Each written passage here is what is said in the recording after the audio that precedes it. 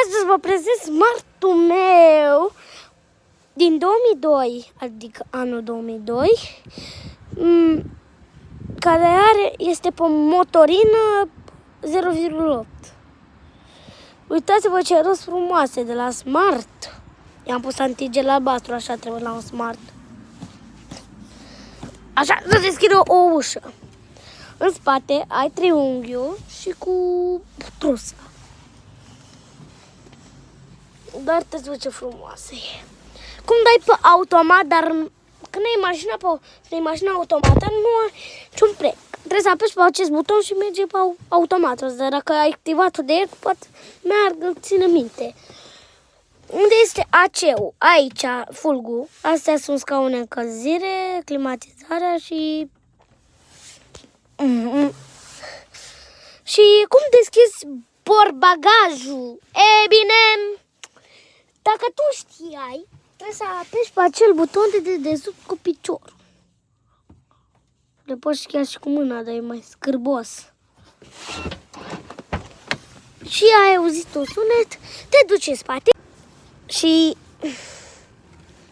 Așa, așa, așa, așa. Asta nu se rupe niciodată, ca la Ford Ranger.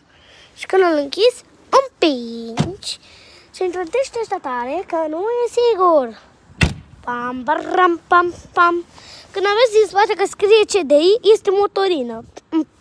Dar dacă nu mă crezi, despacești rezervorul ca proști. Îngheța mâinile. Diesel. Iar unde ți-e capacul? În vârful ăsta de capac îl lași aici, așa, foarte tare. Dar unde are motorul? Unde naiba e motorul? În spate, în borba. Asta știm cu toți. Pe aici antigelul, și pe aici trebuie să desfaci filtrul ăla și acolo e antigelul. Dar n-am chef să desfac. Să nu vă speriați, așa e Smart. Are un ștergător mai mic și unul mai mare.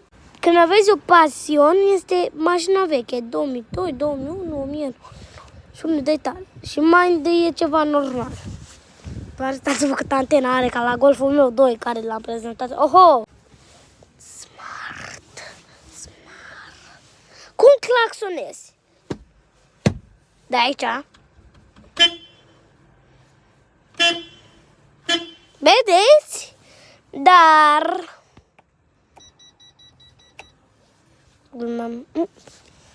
Unde bagi asta? E bine, prin găurile astea și papa.